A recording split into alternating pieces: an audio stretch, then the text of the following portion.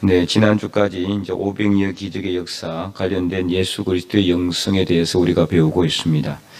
어떻게 이런 역사가 일어났다고 했습니까? 처음에는 빈들의 영성, 그죠?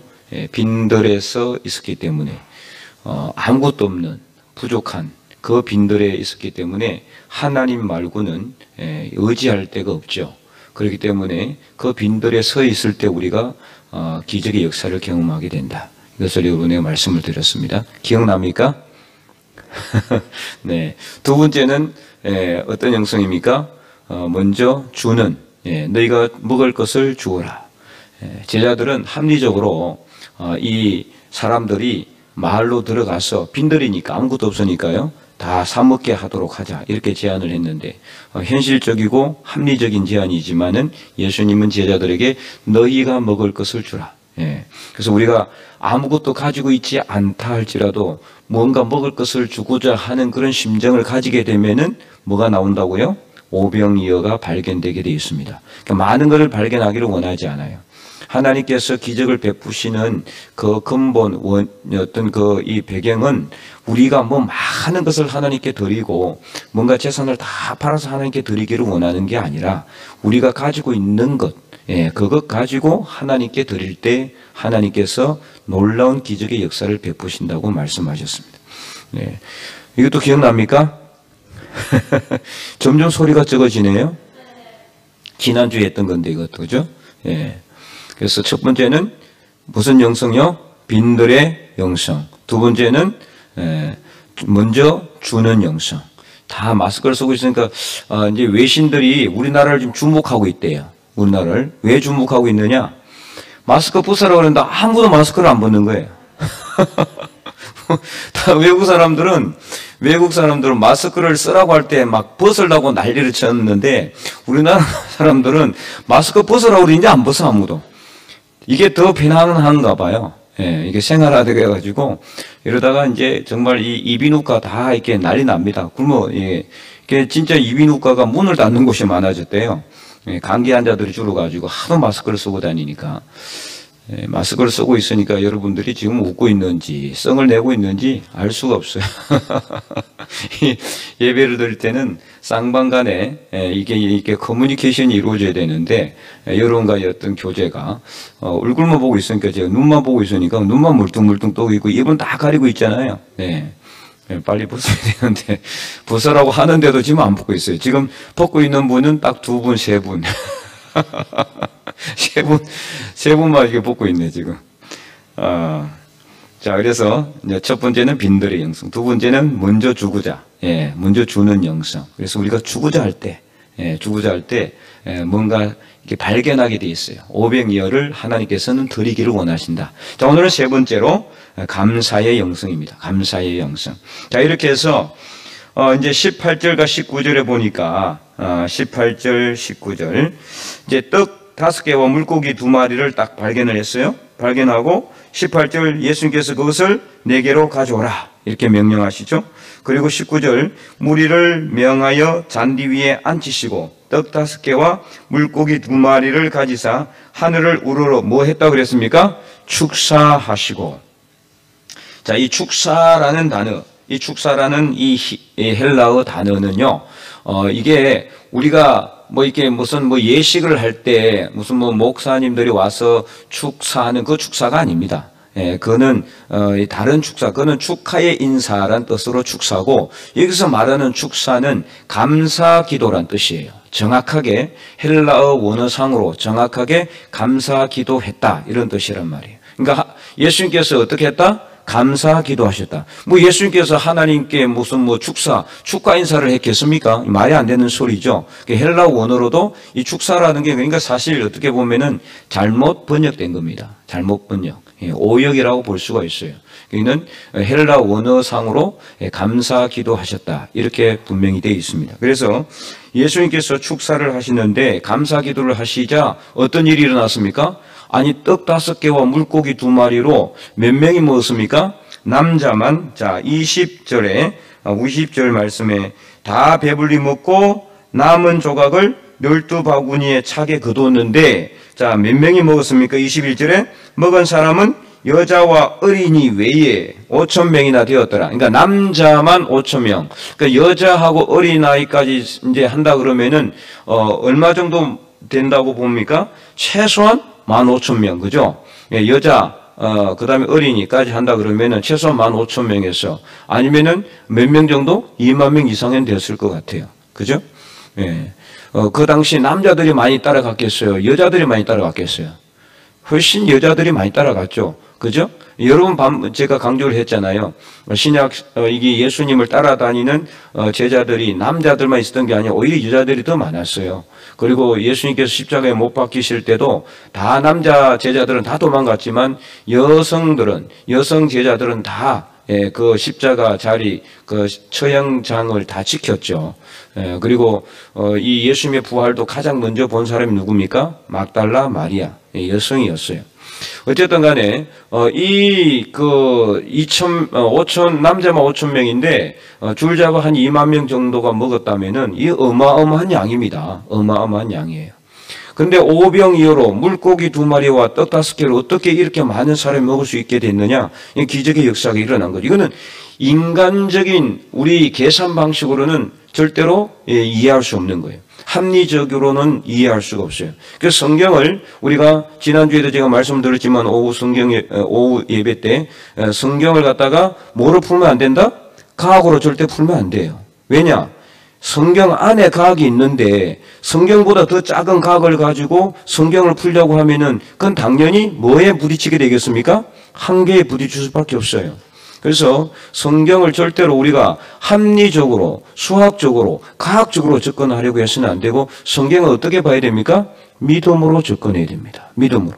믿음이 아니고선 절대로 이해할 수가 없는 것이 성경입니다. 그래서 예수님께서 이 땅에 오신 것도 어떻게 신이 절대자 창조주가 인간의 몸으로 낮아져 올 수가 있습니까? 불가능한 거죠. 그것부터서도 우리 인간의 이성으로는 절대로 이해할 수가 없어요.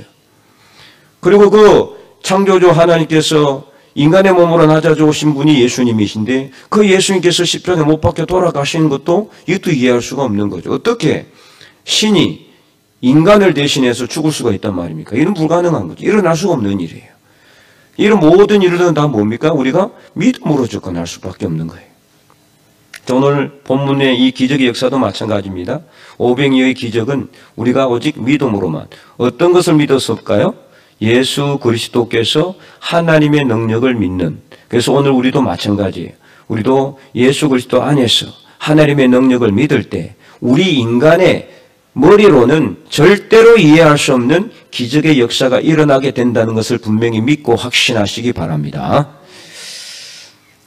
그래서 이 감사했을 때 놀라운 기적의 역사가 일어났는데 이 오병이어를 바라보는 예수님과 제자들의 시각이 완전히 다르다는 것을 알 수가 있어요. 자, 이게 감사의 조건이에요. 감사의 조건. 그래서 우리가 무작정 감사하는 것도 이게 말이 안 되는 거죠. 무작정 감사하는 게 감사가 됩니까? 자, 잘 보세요. 지금 제자들은 어떻게 했습니까? 예수님께서 너희가 먹을 것을 주라. 그렇게 하니까 17절에 제자들이 이르되 여기 우리에게 있는 것은 자, 한번 읽어보겠습니다. 17절 말씀 17절 시작.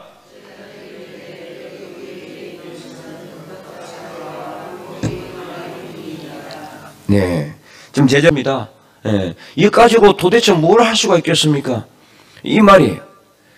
이렇게 제자들은 이제 이 물고기 2마리와 떡 5개를 이렇게 하찮게 여기지만 그러나 예수님께서는 뭐라고 이야기하고 있습니까? 18절에 그것을 내게로 가져오라고 하셨어요. 예수님도 눈더라 아이고 그것밖에 안 돼? 어쩔 수 없네. 그럼 다 보내라. 이렇게 하지 않았단 말이에요. 그것을 내게로 가져오라. 만약에 오병이어가 아니고 막 일병1어만 됐다 한다면은 그러면 어땠을까요? 물고기 1마리하고 떡 하나밖에 없었다. 그러면 예수님은 보냈겠죠? 적으니까. 그건 아니죠. 그죠?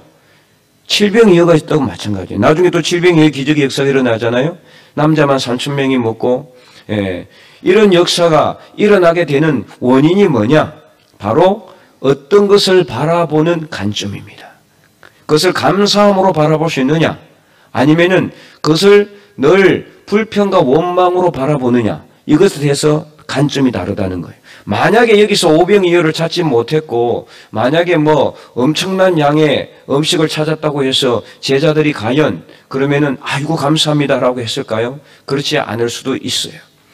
그래서 이 오병이어가 중요한 게 아니에요. 물고기 2마리와 떡 5개, 양이 작은 게 중요한 게 아니라 우리 삶 속에서 우리가 바라보는 시각, 우리가 가지고 있는 것을 우리가 어떻게 바라보느냐, 이것밖에 없다라고 생각하면은 평생 동안 그것밖에 못 누리는 겁니다. 늘 그것만 가지고 아둥바둥하면서 거기에 조금 올라갔다가 내려갔다가 거기서 왔다 갔다 하는 삶을 살게 돼 있어요. 평생 동안. 그래서 늘 불평과 원망의 눈으로 사람들을 바라봐요. 늘 부족해. 만족함이 없어요. 만족함이 없어요. 그러나 그것만이라도 주신 것을 감사하게 생각한다면은 항상 그 사람의 얼굴에는 웃음이 서려 있습니다. 아무리 작게 가지고 있어도 아무것도 없어도 아무 문제가 되지 않아요. 하나님께서 내게 주신 것에 감사하게 되면은 그것으로 인해서 만족하게 되어 있어요. 그러면은 많으면은 어떻게 됩니까? 더 감사하게 되는 거고 없어도 감사하게 되는 거예요. 그러면 어떻게 됩니까? 우리 삶 속에 감사가 항상 넘치게 되어 있는 거죠. 여러분 가지고 있는 것을 한번 생각해 보세요.